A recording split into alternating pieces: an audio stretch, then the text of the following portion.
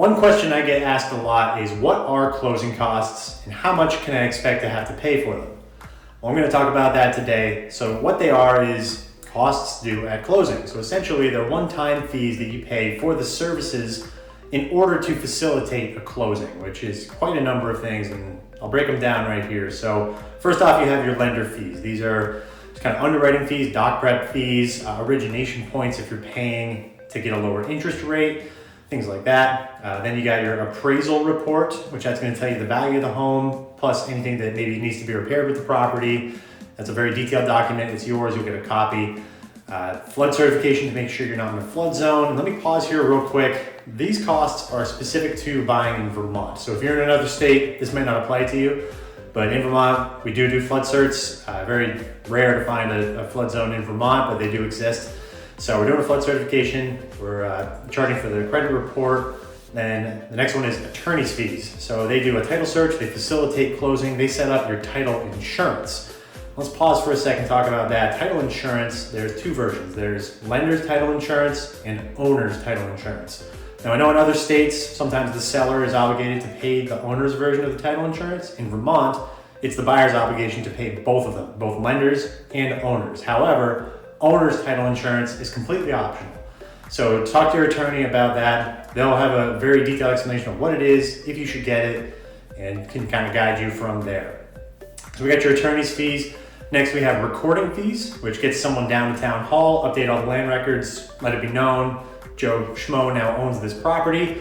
And then there's this fun thing in Vermont called the Vermont State Transfer Tax. So anytime you purchase property in Vermont, you owe tax on it. Now, if you're doing a normal conventional loan, buying a primary residence, the calculation is as follows. It's $500 for the first $100,000 of purchase price. And then every dollar beyond that, it's 1.45% of that amount. So it can add up pretty quickly the higher your purchase price goes. So those are the actual closing costs. Now, the other things to consider for fees due at closing, aside from your down payment, is prepaids. Now these are things that are established in escrows or just prepaid things like your insurance and your interest. So we'll talk about that real quick. Insurance, homeowners insurance, they charge for the year in advance. So we're gonna collect all 12 months worth of your homeowners insurance at the closing table so that you're covered for the following year.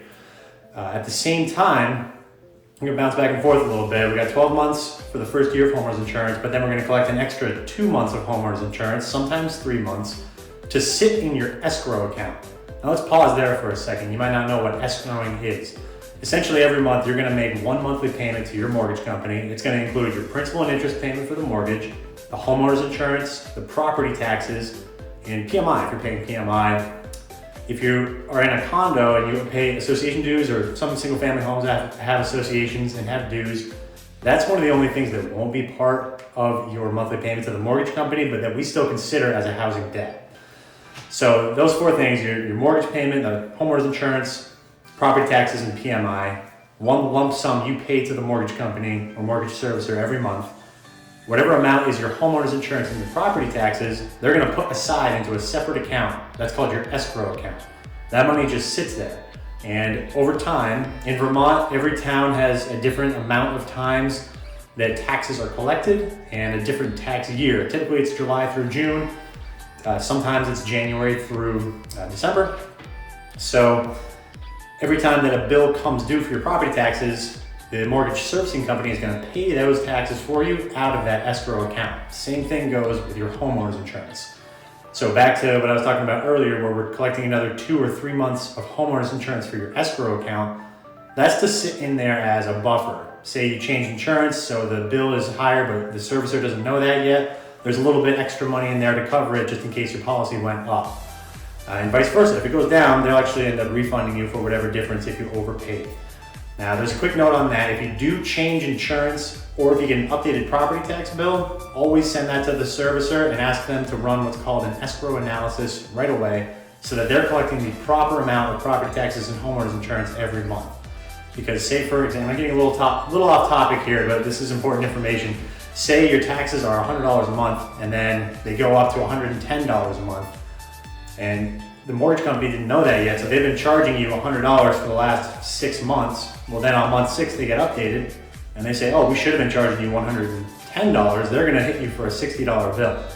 Now, apply that to realistic property taxes, which most of them around here are anywhere from $350 to sometimes $600 a month.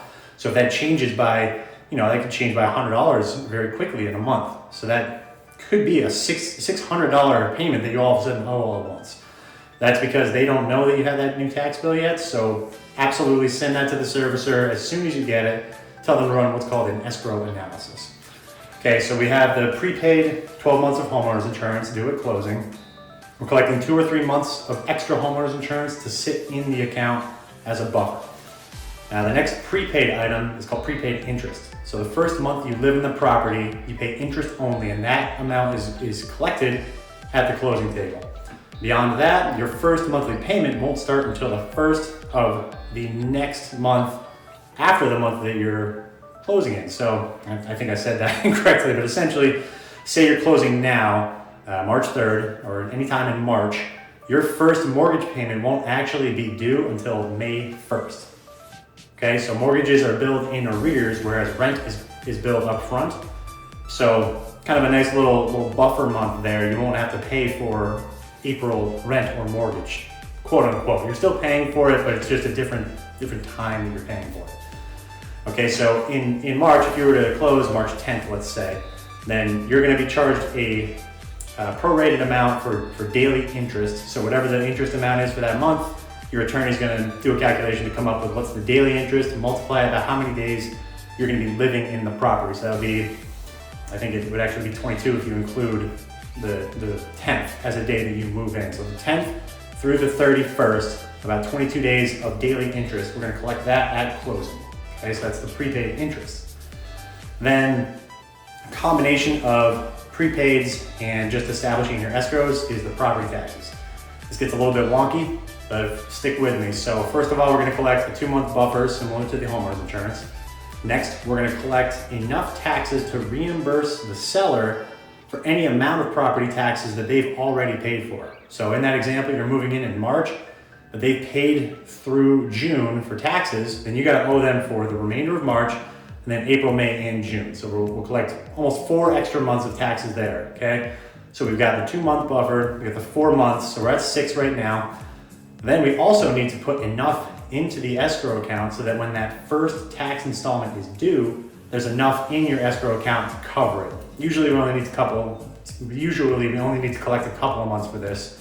So in this example, we're collecting 8 months of property taxes. Now that is a little higher than normal. The typical average is around 6 months that we're collecting. That's a combination again of prepaying and just establishing your escrow account. Also reimbursing the seller for property taxes that they have paid.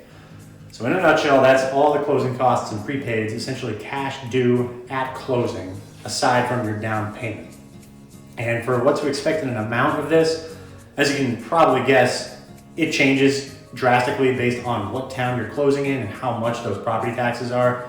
And not only that, but when you're closing, because of the different tax cycles, at least in Vermont, different tax cycles between each town.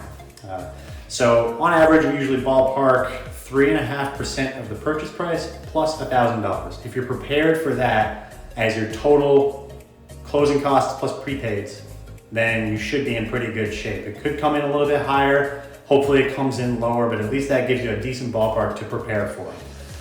So that's it for now. If you like what you heard and want to hear more, be sure to hit the subscribe button below. And as always, feel free to reach out with any questions.